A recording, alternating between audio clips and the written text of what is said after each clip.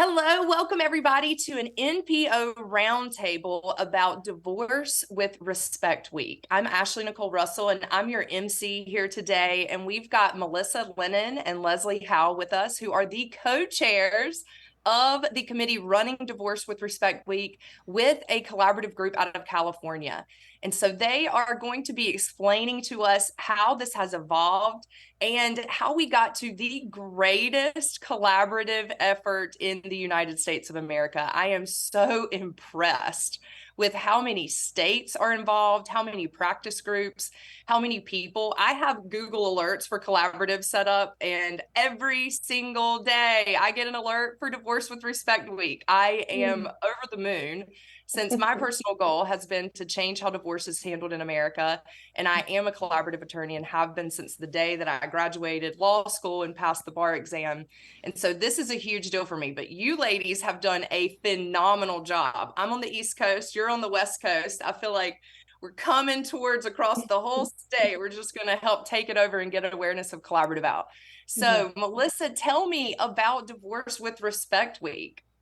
Well, it's exactly what you're talking about, that we're going to be able to bring awareness to the public on a large scale about family-centered low conflict options if divorce is on the table for you and your family.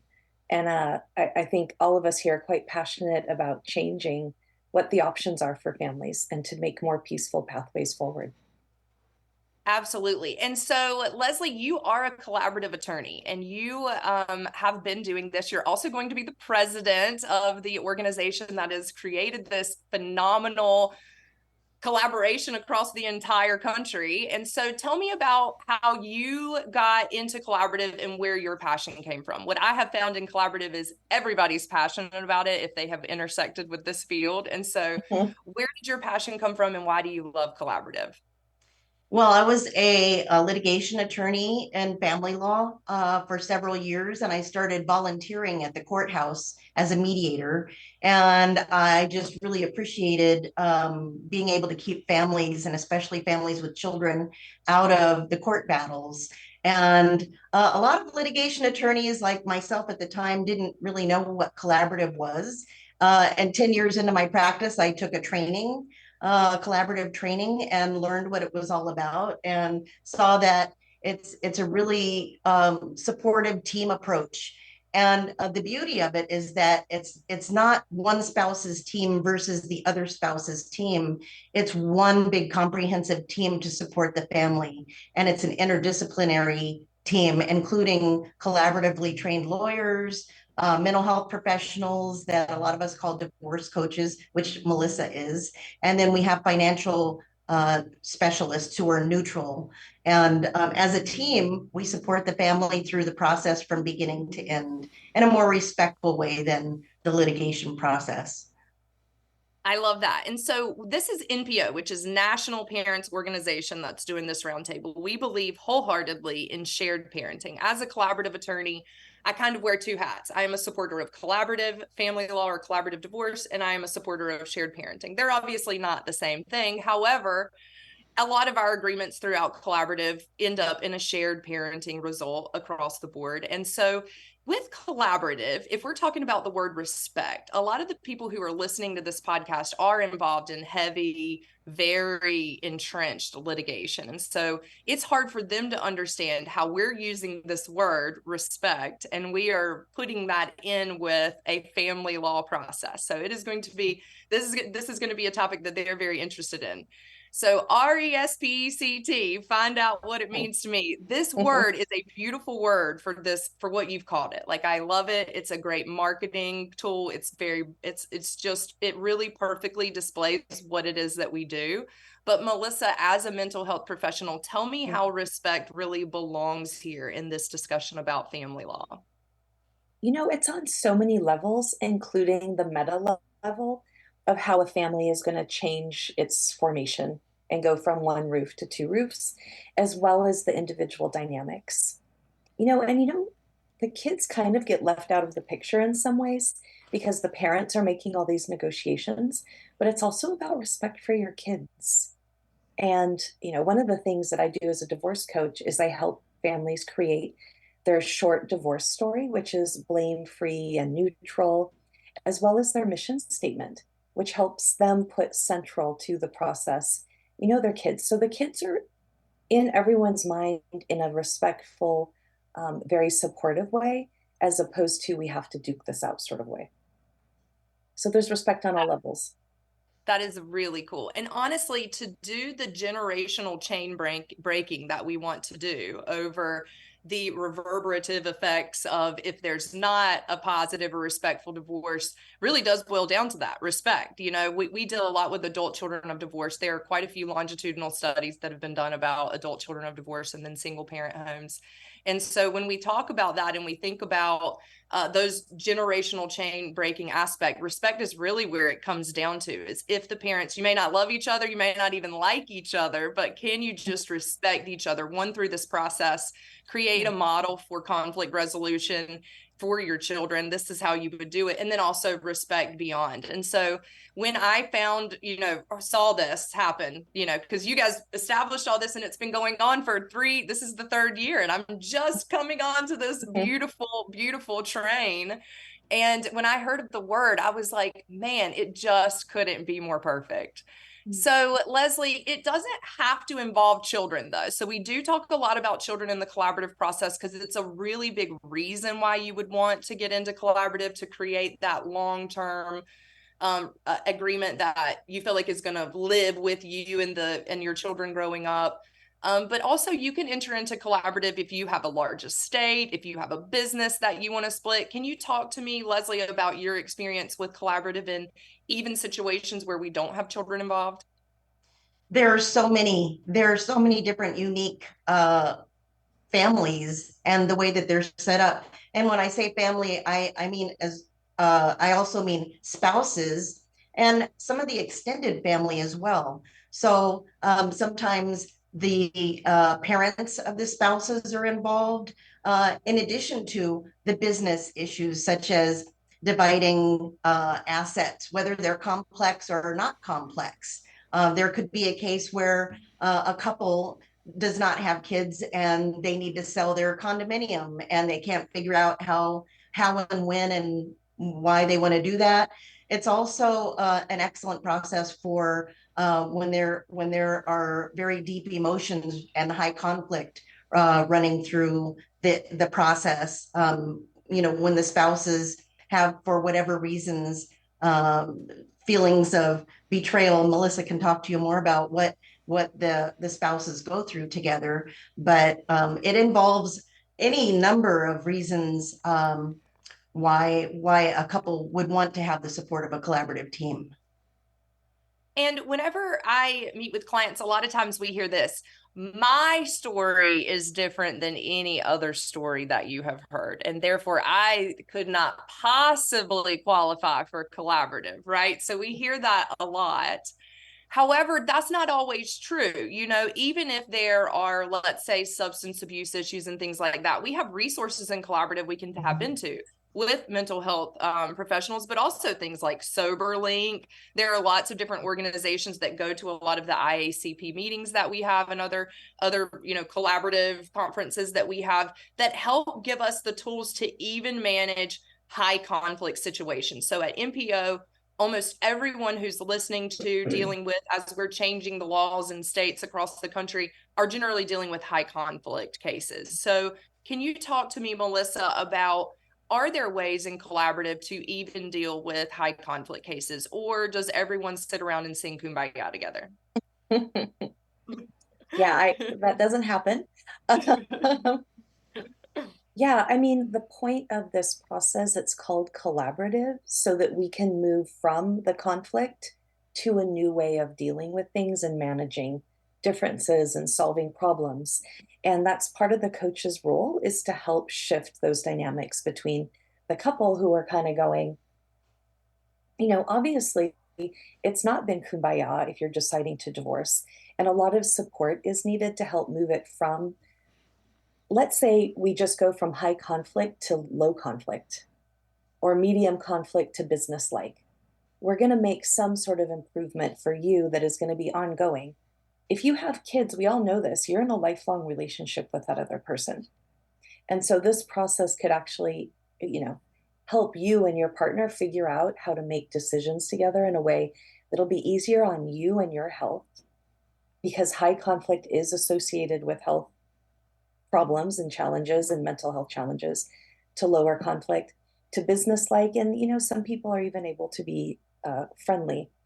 But from a high conflict stance, if you could just bring this down for your sake, your own health, and your kids to a lower conflict, you've made an improvement in their lives and in yours. And I love this piece you're bringing in about the generational effect. You change Yes. the generation. It really, my parents had a pretty bad divorce. That's why I'm in this. And what I have seen happen for families who also had, their parents had a tragic divorce, but they're now an adult and they're choosing to do something differently than their parents did. You can really see the chain breaking, actually, like in conference. It's pretty amazing. And I think that's what keeps us all so tied to this. But so, Leslie, I was wondering if you could talk about, so a lot of the people who are going to be listening are maybe already in litigation and they're already wrapped into a process where a complaint's already been filed, et cetera. So collaborative, of course, is different in every single state. There are different laws, statutes, things governing it. Some states, like my state, have actual general statutes that have been incorporated in order to govern the collaborative process, but not all of the 50. Is that your understanding? Yeah, yes, it's much different in the various states, and the way And so that states practice, as well as the guidelines or rules in each state, different practice groups, different states practice differently. absolutely. And so if somebody is trying to find this in their state and they're concerned, well, I'm already in litigation, is that an absolute bar to this, or are there ways to still get into collaborative even if you've already started litigation? It's never too late to start a collaborative process. Even if you're at the beginning of a litigation case, I just finished one case. They started in litigation, and within a couple of months of dealing with the scorched earth approach, the couple decided that they didn't want that. They have kids. They didn't want the scorched earth approach. So they came to collaborative and found a team here, and the case settled amicably, and they can move on with their lives now. That is amazing. And one of my colleagues in NC that's our statewide organization that is part of our support here with Divorce with Respect Week. But they had a client who had been in attorney-led mediation in two separate rooms. Impasse. They go into a collaborative session where they're all in the same room together. We don't have the telephone game that we learned in third grade didn't work, and they're able to settle it. And it's, a lot of people feel like, well, I'm already entrenched in this adversarial process, it's too late. But I love what you said. Never too late. So, And it's Melissa, not even, so I'm sorry. Oh no, go right ahead. No, even towards the end of the process, before going to trial, if a couple finds out, if there's so much animosity and so many secrets that might come out in trial or things like that, and they want a more confidential process, then the litigation process, which is all public record, then that's another reason and another way that they can switch over to collaborative, if they're thinking that way and decide together to make the switch. Yeah, and in our state, we have like a collaborative stay. So there are different things that you can do there as well, which I think, just definitely to check each individual state, because we're going to be reaching so many different people throughout this podcast to be able to look at what are the resources in your state. One big one, of course, is IACP. But of course, if you Google Divorce with Respect at this point, something in your state should be popping up, because so many people are a part of this process, this fabulous week that we're going to be having next week. So Melissa, tell me about next week. How does this work? What does it look like? And how many states do we have involved? So essentially, one of the big highlights for any of your listeners is that they can go to the website, they can find a professional in their state who will consult with them for a free 30 minutes. And I think we all know how valuable the divorce professional's time is, and how valuable it is to potential clients to have a chance to get information for free. And wow, we all just want free. for free. Yeah, 30 minutes for free. Now, you're going to see 3 different types of professionals on the website. You're going to see financials, which is also really unique because traditionally, if you're thinking about divorce, you're talking to an attorney. But let's say you have special needs in your family. Maybe there's substance things going on, or domestic violence, or complicated RSUs, like in the Bay Area, we see that a lot. You might not want to talk to the attorney, or you want to talk to an attorney and a financial, an attorney and a divorce coach. So you go to divorcewithrespectweek.com, you shop around, you contact some people, you get your free 30 minutes. And also on the website, there's a divorce options workshop pathway. So that's another resource for people to get free information about what are their options when they're going through a divorce. And I think it's general education, and it's free to the public.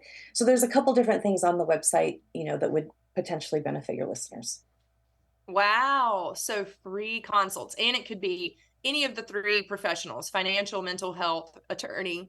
It just depends on, are they available in your state, essentially? Yeah, I would definitely suggest you want to stick with your state, because there are slightly different regulations, and many of us professionals can only practice in the state we're licensed in. Yeah. So yeah, sort by state to start with. Mm-hmm. Perfect. And so, Melissa or Leslie, how many states do we have involved? And then in California, you guys are just like hitting off the charts with the number of proclamations that you have. Take us through kind of how extensive this is. Yeah, so right now we have 16 states that are licensed with us through our licensing agreement for Divorce with Respect Week. And for proclamations, we have several proclamations in California that the cities have deemed Divorce with Respect Week. It's Irvine. We have one in Irvine, Santa Barbara, Sacramento County, Santa Clara, Melissa got, San Francisco County, San Francisco, and another one in Burbank. So we have quite a few proclamations. And a whole state of Missouri. And the whole state of Missouri has a proclamation. That's really important. It's very special. Right. Yeah. Well, Melissa and Leslie, I want you guys to know that I'm really proud. Like, this is some really cool stuff. I had no idea that it was going to go like this or be this big, and watching it all take off and be so phenomenal really blesses my heart. I'm so happy that you guys have started this and that it's gotten so much traction. So my understanding is you're over 100% growth over last year. Is that right? Yes. Yeah. Mm-hmm. Melissa, as committee chairs, that's an A+ effort. Yay. Well, I'm sure we'll be seeing y'all next year, but I really appreciate you joining our NPO roundtable. We as NPO are very excited about the Divorce with Respect Week and are happy to be here to help share this very important message. If there's anything that we can do, please let us know. And then, of course, I will also be participating in Divorce with Respect Week, and I'm so pumped to be bringing North Carolina to the table. And so thank you, ladies, for joining me. And we will see you all next week. And if anybody needs these resources, please tell us, where should they find these resources? Collaborativedivorcecalifornia.com is the website for CPCal. And CPCal is the organization, the California collaborative organization that created Divorce with Respect Week. So come on to Collaborative Divorce California's website, and you'll find the divorce options tab and the Divorce with Respect Week tab. There's some other definitions and explanations that you can find out. You can find professionals on that website, and for professionals, take a look, and we offer a lot of tools for professionals through CPCal, as well as our annual CPCal celebration, which is our big conference every year at the end of April. Of which you will have the baton passed to you as Presidente, is that right? That's correct. Yeah, April 26th to 28th, yeah. Well, I am really excited to have met you girls, and I'm happy for everyone to join us next week with Divorce with Respect Week. And I'm Ashley Nicole Russell with Divorce Healthy and NPO, and we are so happy for you to join us. Have a wonderful night.